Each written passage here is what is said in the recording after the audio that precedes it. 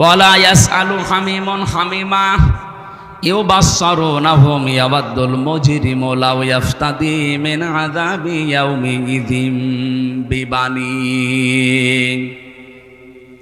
সূরা মাআরিজের ভেতরে 11 নম্বর আয়াতে আল্লাহ জানিয়েছেন কিয়ামতের ওই ময়দানে কোনো বন্ধু, এই যে হামিম শব্দের শাব্দিক অন্তরঙ্গ বন্ধু, এটা আপনার স্ত্রী হতে পারে, আপনার বান্ধবী হতে পারে, এমনকি সবচাইতে বেশি সময় যার সাথে কাটান আপনার ওই বন্ধু হতে পারে। এই বন্ধু কিয়ামতের দিন আপনার কথা জিজ্ঞাসাও করবে না, আর যদি জিজ্ঞাসাও করে আল্লাহ পাকের কাছে মুক্তিপণ হিসাবে আপনাকেও বলবে আল্লাহ এই বন্ধুকেও দিয়ে দিলাম। বলেন নাউজুবিল্লাহ। এই যে কঠিন সালসালা অবস্থা আল্লাহ পয়দা করবেন ওই ময়দানে শেষে, বন্ধু, মা বাবা, স্ত্রী, সন্তান সব কিছু বলবে আমি মুক্তিপণ দিলাম। কি দিলাম? এই যে লাউ ইয়াফতাদি, ফিদিয়া দিলাম, মুক্তিপণ দিয়ে দিলাম। ওয়া সাহিবাতিহি ওয়া আখি, শুধু সন্তান না, আমার স্ত্রী, আমার ভাই ভগ্গর যা আছে সবই দিয়ে দিলাম। ও ফাসিলাতি হিল্লাতি তুবি, আমার জ্ঞাতি গোষ্ঠী যারা আমাকে আশ্রয় দিত, আমার দলের লোক, আমার গ্রামের লোক, আমার বংশের লোক যারা আমাকে আশ্রয় দিত বিপদে পড়লে আল্লাহ এদেরকেও মুক্তিপণ হিসাবে দিয়ে দিলাম। অমাং ফিল আরদি জামিয়া, দুনিয়া যা আমার ছিল স্থায়ী অস্থায়ী সব দিলাম। সুম্মা ইউনজি, এরপরও তুমি আমাকে নাজাত দাও। কিয়ামতের এই দৃশ্যটা একটু সামনে নিয়ে এসে দেখেন কত ভয়াবহ। নিজের স্ত্রী পর্যন্ত মানুষ দিয়ে দেবে, অন্তরঙ্গ বন্ধু, স্ত্রী, সন্তান, দুনিয়ার অস্থায়ী স্থায়ী যত সম্পদের মালিক ছিল লোকটা সব আল্লাহকে বলবে আল্লাহ নিয়ে যান, শুধু সুম্মা ইউনজি, আমাকে কিছু বলবেন না। হযরত ঈসা নবীর মতো এত বড় পাওয়ারফুল নবী পর্যন্ত বলবে রব্বুল আলামিন আমার মা মরিয়মের সাথে তোমার যা ভালো লাগে তুমি করো, যে আচরণ তোমার করা লাগে তুমি সব করো, আমার মাকে আমি ছেড়ে দিলাম, কিন্তু আমার কিছু বলবো না। প্রত্যেকটি নবী এই কথা যখন ছড়াচ্ছে, প্রতিটি মানুষ যখন নিজের চিন্তায় আছে আরে ভাই এই দিন আসবে, কিন্তু দুদিন আগে আর দুদিন পরে, নাকি এদিন নেই? অবশ্যই আসবে। ইন্নাকা জামিউন নাসি লা রাইবা ফীহি ইন্নাল্লাহা লা ইউখলিফুল মিআদ। কোরআনে কারীম জানাচ্ছে অবশ্যই মানুষদেরকে এক জায়গায় জমা করা হবে, এ ব্যাপারে কোনো সন্দেহ নেই। লা রাইবা ফী, কোরআনের খাতিরে আল্লাহ যেমন দিয়েছেন যালিকাল কিতাবু লা রাইবা ফী, কোরআনে কোনো সন্দেহ নেই। কিয়ামতের কথা বলার সঙ্গে সঙ্গে আল্লাহ বলেন লা রাইবা ফী, কোরআনে সন্দেহ নেই, কিয়ামতেও, কিয়ামতে কোনো সন্দেহ নেই। আর আল্লাহ যে ওয়াদা দিলেন কোনদিন আল্লাহর এই ওয়াদা তিনি ভঙ্গ করবেন না। তার মানে এদিন আমাদের সকলের সামনে মাস্ট বি, আসবেই। দৃশ্যটা আপনি সামনে নিয়ে এসে বলেন তো চোখ বন্ধ করে, এরকম একটা জায়গায় আছেন যেখানে বউ পালিয়ে যাচ্ছে, যেখানে ছেলে মেয়ে পালিয়ে যাচ্ছে, দলের লোক সব পালাচ্ছে আর পালাবে। এটা দুনিয়ার হিসাবে আপনি একটু দেখেন। এখানে আমরা যারা আছি যত বড় মাপের লোক হই, 200 বছর পরে যদি এই নামুজা গ্রামে এসে বলে 2 তালা বাড়ি আমার, ওর দাঁত মুখ খুলে ফেলবে কি? অথচ ওইগুলো সব আত্মীয় স্বজন, মাত্র 200 বছর পার হয়ে গেছে। যদি আপনার ছবিও থাকে 200 বছর পরে যে এইটা আপনার পরদাদার ছবি ছিল, তাও আপনার নাতির নাতির নাতিরা মানবে না, বলে না ও আসলে জমির ভাগ নেবে।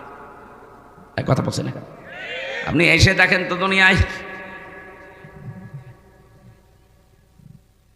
আল্লাহ পাক বলেন এমন একটা কঠিন মুহূর্তে কেউ কখন যারা প্রশ্ন করছে না, কারো সম্পর্কে জিজ্ঞাসাও করছে না, হঠাৎ করে একটা আওয়াজ আসবে, রব্বি হাবলি ইয়া উম্মতি। হে আল্লাহ, আমি কিন্তু বলি না যে তুমি আমার মাকে বাঁচাও, বাবাকে বাঁচাও, আমার মেয়ে ফাতেমাকে বাঁচাও, হাসান হোসাইনকে বাঁচাও না। তিনি বলবে আল্লাহ আমার উম্মতকে বাঁচাও।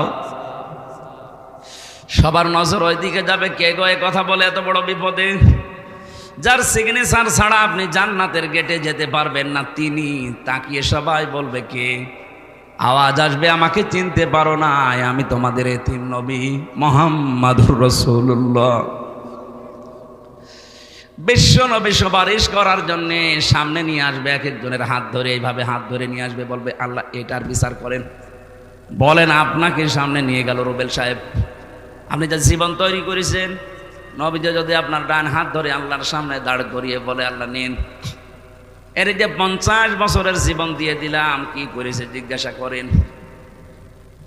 এটা ফালতু কথা না, কোরআনের হাদিসে এইভাবে এসেছে, নবীজি নিজে আপনাকে নিয়ে দাঁড় করিয়ে দেবে, এই রুবেল বল তোর 50 বছর কি করে কাটালি। মা তাজালু কদামা বানি আদামা আবদি ইয়াউমাল কিয়ামাতি হাত্তা ইসআলা আন খামসিন আন উমরিহি ফিমা আফনা। একটা জীবন দিয়েছিলাম 70 বছর 80 বছরের, সত্যি করে বলতো কি করে কাটালি। বগুড়াবাসী আপনারা শিক্ষিত মানুষ, রংপুরের মতো মফিজ না আপনারা, রাজশাহী বিভাগের মানুষ, জ্ঞানী মানুষ। বাংলাদেশে যত বিভাগ আছে সব চাইতে বেশি বিচক্ষণ জ্ঞানী মানুষ রাজশাহী বিভাগে বাস করে। আপনি নিজে এবার বলেন তো, আল্লাহু আকবার না বলে নিজে বলেন, যা করেছেন এই 50 বছরে আপনি দাঁড়িয়ে আল্লাহর সামনে, বিচারকের সামনে হয়তো উল্টা পাল্টা কথা বলে এদিকে ওদিকে করা যায়, এমন বিচারক আপনার চোখের পলক যিনি বোঝে, কোন নিয়তে চোখের পলক মেরেছিলেন এইটাও তার কাছে ধরা পড়ে যায়। কথা বলেন ঠিক কিনা? এরকম একজন বিচারপতির সামনে দাঁড়িয়ে নিজের জীবনের হিসাব দেওয়া লাগবে, তাও 2 দিন 5 দিন 10 দিন না, পুরো 50 বছরের। মাঝে মাঝে আমার মনে হয় আল্লাহ, আমার এই 33 বছরের জীবনে যদি তোমার সামনে দাঁড়িয়ে বলো হামজা যা, 2024 সালের অক্টোবর মাসের 31 তারিখ পর্যন্ত তোরে মাফ করে দিলাম, শুধু নভেম্বর মাসের 1 থেকে 17, এই 17 দিনের হিসাব দিয়ে তুই জান্নাতে চলে যা। আমার যা কাজ কারবার, আমার যা আমল আখলাক, আমার এই 17 দিনের হিসাব দেওয়া সম্ভব না। আপনারা পারবেন? হ্যাঁ, আল্লাহু আকবার যে বললেন, হ্যাঁ জ্ঞানী মানুষ আপনারা, হিসাব বোঝে। বিশ্বনবী মুহাম্মদুর রাসূলুল্লাহ নিষ্পাপ ছিলেন, তার আগে পেছনের সব কিছু আল্লাহ মাফ করে দিয়েছিলেন। এরপরও নবীজি প্রতিদিন বলতেন 100 বার করে, আল্লাহুম্মা হাসিবনি হিসাবাই ইয়াসিরা, আল্লাহ তুমি আর যাই করো আমার হিসাবটা একটু সহজ করে দিও। সত্যি আল্লাহ যদি কাউকে হিসাব নেয়, পুরা জীবনের নেওয়া লাগবে না, একদিনের হিসাবও আপনি সঠিকভাবে দিতে পারবেন না। আল্লাহ যদি কাউকে মাফ করতে চায়, সবার সামনে এভাবে বিচার করবে না, পর্দা নিয়ে নেবে, রুবেলকে ডাক দিয়ে পর্দা দিয়ে ঘিরে নেবে, আল্লাহ নিজের সামনে দাঁড় করিয়ে বলবে, ওই এগুলো করেছিলি। ওর তো জবাব দেওয়া ছাড়া উপায় নেই, কারণ আগে পরের সব কথা আমার আল্লাহ আগে জানেন। মাথা নিচু করে যখন বলবে হ্যাঁ আমার ভুল হয়ে গেছে, আমি হাদিসে পড়েছি আল্লাহ পাক বলেন ওই সময় যেই বলবে আমার ভুল হয়ে গেছে, আমার বিশাল রহমতের দরিজার ভেতরে জোশ পয়দা হবে, ওর চোখের দিকে কাকুতির মিনতির দিকে তাকিয়ে বলবো যা তোরে মাফ করে দিল। আল্লাহ যেন এইটা আমাদের সবার জীবনে করে দেন, বলেন আমিন।